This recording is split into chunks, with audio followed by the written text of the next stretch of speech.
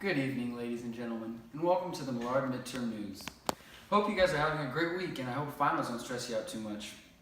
Today's broadcast will be starting off with Benito telling you about paintings and music from the Romanticism era. Take it away, Benito. Thank you, Donovan, for that wonderful introduction. Here we have paintings of the Romanticism era. In the arts, Romanticism stressed individualism and emotion instead of the reason and universalism of the Enlightenment period.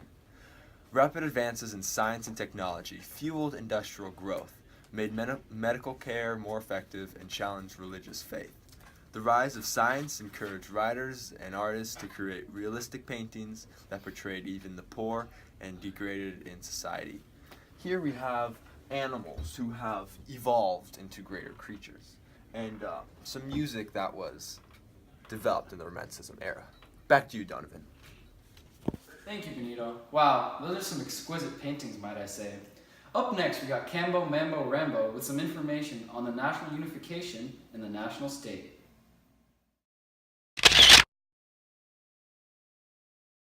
I'm Camo Memo Rambo, and I'm here with your report on the national unification in the national state. The revolutions of 1848 had failed, although by the time of 1871, both Germany and Italy had unified. Part of the reason they chose to unite was the Crimean War. After the failure of many revolts, Italy fought for their independence. To fight for their independence, a man named Giuseppe Garibaldi raised an army of volunteers, later nicknamed the Red Shirts. Germany later wanted the same, and they looked to Prussia, who was known for its militarism. In the 19th century, Great Britain managed to avoid revolutionary upheavals.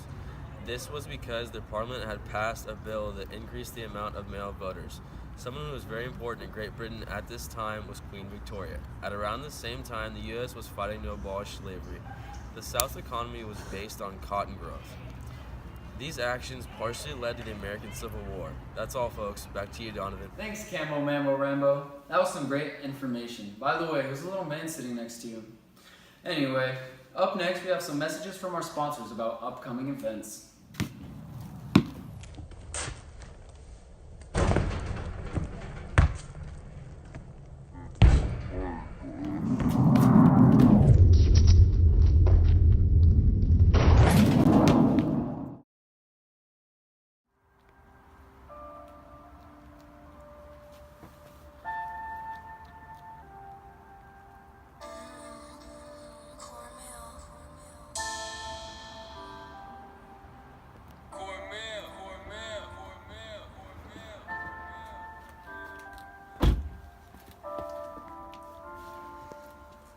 Your name is Dion, tell me why you bring villains down. I'm the flyest, no but gas, yeah, look at my crown. I glow bright like a star, spinning bar after bar. Yeah, neon means new, I'll cook you up like I'm stew. Yeah, when you're done rapping, you will want to be a Nova gas. I'll leave you here crying, make you look like some trash. I'm icy, negative 416 degrees. When you try to rap, I'm like, can you stop this, please? Lil Neon coming at you, but you want me to see colorless. That is one of my many properties. Use heavy as an elephant. My flow is so elegant. I'm spinning rounds all the time. You're watching rocket to be a crop. Hey, louder than air. Look in the mirror. The periodic table don't like you belong to where. Hey, yeah. Number 10. Yeah. I think your rapping career had just came to end.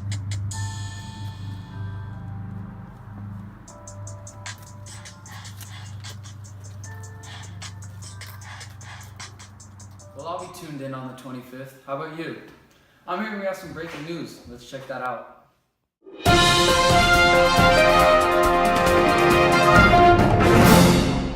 Hello, I'm Kiana, and I'm here interviewing Louis Pasteur, who will be telling us about his germ theory of disease.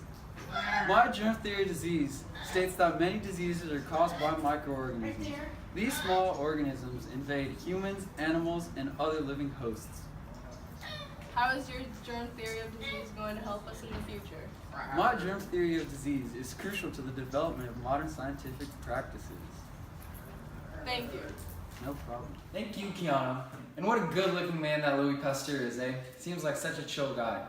Up next, we got Journey telling us about some of the greatest inventions from the Industrial Revolution and how they affected our society today. Thanks for that, Donovan. So here we are in Great Britain, and we are witnessing some of the new inventions of the Industrial Revolution. So here we have, as you can see in the picture, a steam engine, improved by James Watt, which is playing a big role in strengthening our economy. Some of the inventions that the steam engine is powering is the paddle wheel steamboat, built first by Robert Fulton. Also, the steam-powered locomotive named Rocket, and the rocket travels between Liverpool and Manchester. Since our country, Britain, has a ready supply of capital, thanks to our entrepreneurs, we will be ready to fund all of these inventions. Back to you, Donovan. Thanks for enlightening us, Journey. That was some good info. The final portion of our broadcast will be presented by someone very special, your very own Leo Uzi Vert. He will be talking about male suffrage and the importance of the Congress of Vienna.